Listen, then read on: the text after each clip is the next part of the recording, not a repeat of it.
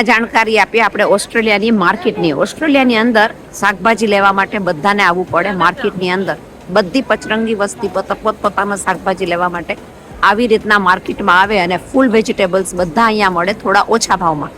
Market હોય કાં તો સુપર માર્કેટમાં તમે મોલમાં જઈને તમે શાક લ્યો એ બરાબર એમાં તમને મળે. બાકી રસ્તે રસ્તે ભારત દેશની જેમ તમને ક્યાંય શાક ન મળે. માર્કેટ આવી રીતના પતરાની બાંધેલી હોય કે વરસાદમાં પણ માણસો આવીને પાર્કિંગ બારે કરે અને પાર્કિંગની જગ્યામાં અંદર આવવા માટે $2 એટલે ₹100 દેવા પડે. આ એન્ટ્રી પછી તમે અહીંયા આવીને બધું શાક લઈ શકો. શાક વેચવામાં ચાઇના અને વિયેટનામ્સના જ માણસો વધારે ને વધારે હોય છે. આ માહિતી જાણવી ઘણીવાર ઘણી જરૂરી હોય, કારણ કે શાકભાજી આપણે આમ ગોતવા જઈએ તો રસ્તે રસ્તે તમને ક્યાંય નહીં મળે, પણ શાકભાજી મળી જાય આવી રીતના માર્કેટમાં. અને ઘણી બધી વસ્તુ ઘરની બધી વેચાતી હોય, જેમાં કપડાં આવી જાય, ઘરની વસ્તુઓ આવી જાય જે થોડા સસ્તા ભાવમાં મળે અને માણસો બધા પ્રિફર કરે અહીંયા આવીને લેવામાં. આ માર્કેટ શરૂ થાય ખાલી સન્ડેના સવારના 7 વાગ્યાથી ચાલુ થઈ જાય તો 1 વાગ્યા સુધી બપોરના જ હોય. પછી આખું વીક કાંઈ ન હોય તો બધા શું કરે, આખા વીકનું શાકભાજી અહીંયા આગળથી આવીને લઈ અને ભરીને મૂકી દે ફ્રીજમાં. કારણ કે આખું વીક તો બધા જ કામે જતા હોય, એટલે કોઈની બી પાસે ટાઈમ ન હોય અને ઇન બિટવીન કંઈક પતી ગયું કે ખૂટી ગયું તો તમને જવાનું મોલમાં કે સુપર માર્કેટમાં અને તમે લઈ આવી શકો ત્યાંથી ને શાકભાજી. પણ થોડું પડે મોંઘું.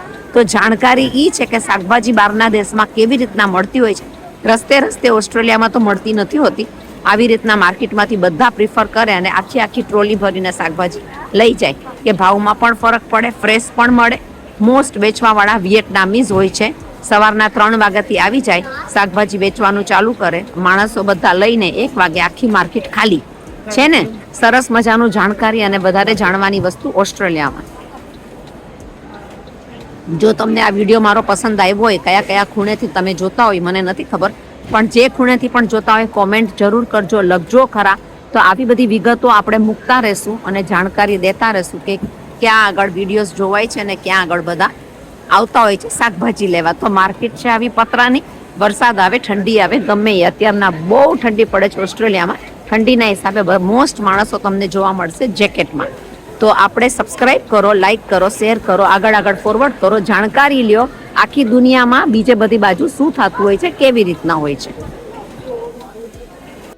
આ બધું શાક છે લીલુંછમ ઓસ્ટ્રેલિયાનું. એક પણ વસ્તુ 200, 250, 500 રૂપિયાથી નીચે નથી, પણ લીલુંછમ શાક મળી જાય આવી રીતના માર્કેટમાં, જે આપણે જોઈ અને બધી વસ્તુ આવી જાય 1-2 વીકની સાથે.